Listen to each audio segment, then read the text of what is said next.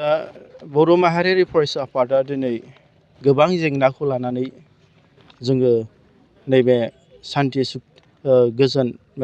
हान्जा सुरनाय पिस रेलि नैबे जोंनि क'क्राझार ग्रिनफिल्डनिफ्राय डेपुटि कमिशनारनिसिम जों बे हाबाफारिखौ लानाय जादों। दा बेयावहाय जोंनि बर'फोरनि जि मोनसे कनस्टिटिउसनेल राइट्स जोंनि बिटिसि 6 शेड्युलनि जि मोनसे स्पिरिट बेखौ इनटेक्ट खालामनानै जोङो माखासे जोंनि राइट्सफोरखौ जोङो दिनै भारत सरकारनि जोंनि प्रेसिडेन्ट अफ इन्डिया, जोंनि हम मिनिस्टार, प्राइम मिनिस्टार आरो आसामनि चिफ मिनिस्टार, गभर्नरनिसिम जोंनि क'क्राझार डेपुटि कमिशनारनि गेजेरजों जों दैथायहरदों। बेयावहाय जों थोंजोङैनो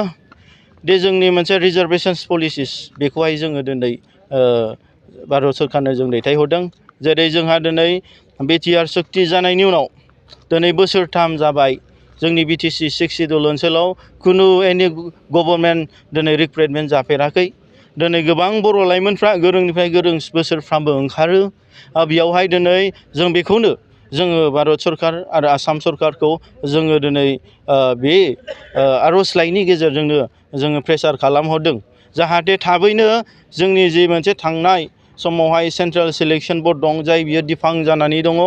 दा दिनै बिनि गेजेरजोंसो साख्रि बाख्रिखौ रिक्रुइटमेन्ट खालामनानै होनो हायोमोन। दा बे डिफां जानायनि थाखायनो बिथांमोना साख्रिबो होनो हायाखै। दा बिनि थाखायनो जोङो दिनै बेखौ जोङो नारसिनदों सरकारखौ जाहाथे जोंनि बे 6 शेड्युल बिटिसि ओनसोलाव थाबैनो बे रिक्रुइटमेन्टखौ खालामो आरो जोंनि गोबां बर' लाइमोनफ्रा थांनानै थानायनि बेबस्थाखौ मोनो। आरो बेजों लोगोसे जोंहा बे जोंनि गेजेराव मोनसे गोबां बर'फोरनि नांनायनि गेजेरजों गोबां बर'फ्रा जिउ बावनायनि गेजेरजों दिनै क'क्राझार मेडिकेल कलेजखौ जों मोननो हादों। बेवहाय जों नुनो मोनदों दा बर्थमान गोबां आसामनि नङै गुबुन हारिनि मानसिफ्रा दिनै साख्रि लानानै दंफैयो। बेवहाय जोंनि दैदेनगिरि, जोंनि समाजनि बिबानगिरि सरकारनिफ्राय खुनु बेखौ आवाज दैखाङाखै। दा बेनि थाखायनो जों बुंदों दे बे क'क्राझार मेडिकेल कलेजा गोबां जोंनि बर'फोरनि, बर' लाइमोनफोरनि, बर' जाथिनि थै गारनानै मोननाय बेखौ जों ओरैनो थांगारहोआ। बेवहाय जोंनि 6 शेड्युलनि स्पिरिट बादे जों बेयाव 75% रिजार्भेशन सिट जोंनि ट्राइबेल मानसिफ्रा दिनै मोननांगौ, जोंनि बर' मानसिफ्रा दिनै बेयाव मोननांगौ। आरो बेजों लोगोसे जोंनि 6 शेड्युलनि प्रभिजन बादे जोंनि 3rd ग्रेड आरो 4th ग्रेडनि साख्रियावहाय जोंनि गासैबो बिटिसि ओनसोलनि मानसियाल' नैबे साख्रियाव मोननो हायो। बिनि थाखायनो जोङो गुबुन जाथिबो दं हिसाबै 25%खौ बिथांमोननो गुबुननो हगारनानै 70 मोननांगौ होननानै जों दाबि दैथायहरदों। दे जोंहा दिनै बे खाथि खालानि गोबां हा हु हगारनाय दं आरो गोबां जोंनि थांनाय आन्दलन समाव सोरबा NDFBनिफ्राय सोरबा गोबां खस्थ' खालायनायनि न'खरफोरनिफ्राय गोबां मानसिफ्रा दिनै जाथिनि थाखाय खहा जादों। गोबां मानसिफ्रा बिमा बिफा गथ' गथाय थैजादों। बिथांमोननि थाखाय बे स्पेशल जोंनि बिटिसिनि दानि सरकार मानगोनां प्रमद बर' दैदेननाय सरकारा दिनै बै खस्थ' मोननाय मानसिफोरनि थाखायबो नैबे क'क्राझार मेडिकेल कलेजाव स्पेशल रिजार्भेशन खथा खालामनानै साख्रिखौ होनो हायो बेखौ जों बिथांनिसिमबो जों आर'ज जों दैथायहरो। आरो बेजों लोगोसे जोंनि खाथि खाला जाय बिथांमोना हा हु हगारनाय बिथांमोननोबो थाखाय स्पेशल खथा प्रिन्स भिलेज हिसाबै बिथांमोननोबो दोननो हायो। बेखौ जोङो दिनै बनसुनि जानानै बर' हारिनि जानानै आं दिनै बे मिडियानि गेजेरजों फोरमायहरो। आरो जोंहा दिनै जोंनि बिटिसि ओनसोलावहाय गोबां कलेजेस इउनिभारसिटिसफ्रा फैबाय। नाथाय बेयावहाय जों थांनाय समफोरनिफ्राय नुनो मोनदों दे जोंनि मेडिकेल कलेज हक, दा फैबाय थानाय जोंनि इन्जिनियारिं कलेज हक, जोंनि CIT इउनिभारसिटि बादियाव गोबां कलेजेसफोर बादियाव जोंनि थागिबि ट्राइबेल बर' गथ'फ्रा एडमिसनखौ दिनै नांगौ रोखोम मोननो हायाखै। दा बिनि थाखायनो जोङो नैबे मिडियानि गेजेरजों आं बुंनो सानदों जिहेथु जों मेम'रेन्डामाव जों दैथायहरगोन। एबार मोनफ्रोमबो बर'नि आफादफोर सरकारा दायथ' लानांगोन दि मोनफ्रोमबो कलेज इउनिभारसिटिस मोनफ्रोमबो सोलोंथाइनि फसंथानफ्राव जों 75% रिजार्भेशन जोंनि ट्राइबेल बर' मानसिफ्रा मोननांगौ। आरो बेयावहाय जोंनि 2003नि जिथु एग्रिमेन्ट बिटिसि एग्रिमेन्ट बिनि 6 शेड्युलनि मर्यादाखौ दोननानै जों साफ्रोमबो बर' लाइमोनफ्रा जाहाथे जोंनि जायगायावनो जोङो दिनै एडमिसन मोननानै जों गोग्गो सोलोंथाइ लानो हायो बिनि गेजेरजों जोङो दिनै फोरमायहरबाय आरो बेखौ जों मेम'रेन्डामावबो जों भारत सरकार आरो आसाम सरकारनोबो जों दैथायहरसिगोन आरो बेजों लोगोसे जोंनि बे बिटिसि ओनसोलावहाय गोबां जोंनि गोरों गोरा लाइमोनफ्रा अलरेडि टेट क्वालिफाइड जानानै दङ गोबां जोंनि बर' लाइमोनफ्रा गोबां समनिफ्रायनो जोंनि बिटिसि सरकारखौ मानगोनां जोंनि प्रमद बर' दैदेननाय सरकारखौ बिथांमोनहा दिनै खुद्रिबाय थादों नाथाय गभर्नमेन्टआ जेबो बिथांमोननि थाखाय बिथांमोननि खुद्रिनायखौ खोनासङाखै दा जोङो नैबे मेम'रेन्डामनि गेजेरजों जों बेखौनो बुंनो सानदों दि जोंनि बिटिसि ओनसोलाव गुबुन जोंनि आसाम जायगा दाब दाब जायगायावहाय दिनै टेट रिक्रुइटमेन्टआ अलरेडि जानानै दिनै टेट एपइन्टमेन्ट मोनबाय साख्रि मोनबाय नाथाय जोंनि बिटिसि 6 क्वालिफाइड जानानैबो साख्रि मोननो हायाखै बेनि थाखायनो जों गुरैयै खावलायहरदों बिटिसि सरकारखौ नोंथांमोना थाबैनो बिथांमोननो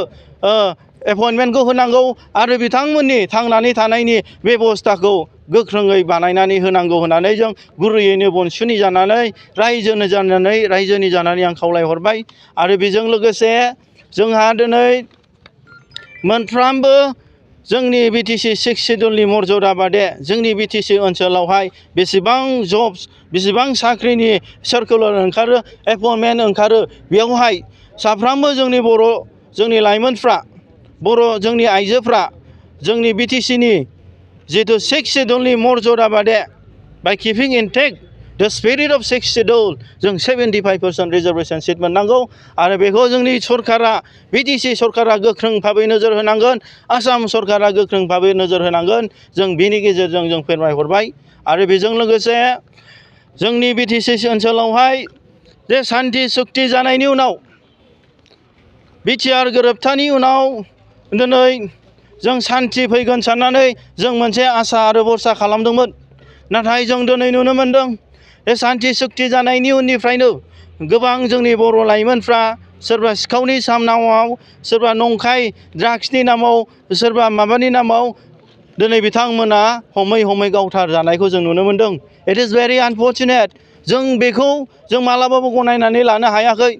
जों थांनाय बाराव जनक आरो जोंसार बिथांमोना दिनै पुलिसजों हमजानानै दिनै मोगा मोगि रायजोनि गेजेरावनो गावथार जाबाय खुनु आफादफ्रा आवाज होआखै खुनु सरकारा बिनि दायथ' लायाखै बिथांमोना दासिमबो जास्टिस मोनाखै जों दुखु मोनदों आरो बिनि गेजेरजों गोबां जोंनि बर' लाइमोनफ्रा थैलांबावबाय बेयावहाय खुनु बर'नि आफादफोर खुनु बर'नि दिनै सरकारा खुनु दिनै बिनि सायाव बेबस्था लायाखै मैया दाख्लै इनागारि उदालगुरियाव डिम्बेश्वर बिथांखौ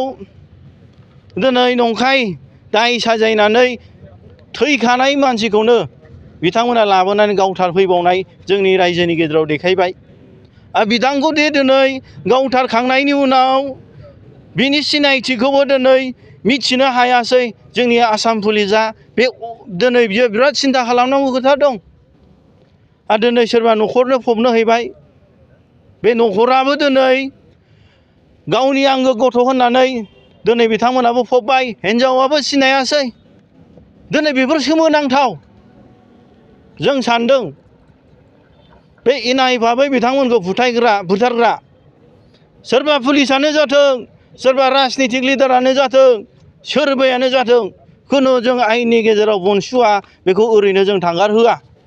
2023-24 सोलोंथाइ बोसोरनि थाखाय गोदान मुं थिसननाय लानानै फैदों बड'लेण्ड एकाडेमि सिनियर सेकेन्डारि फरायसालिया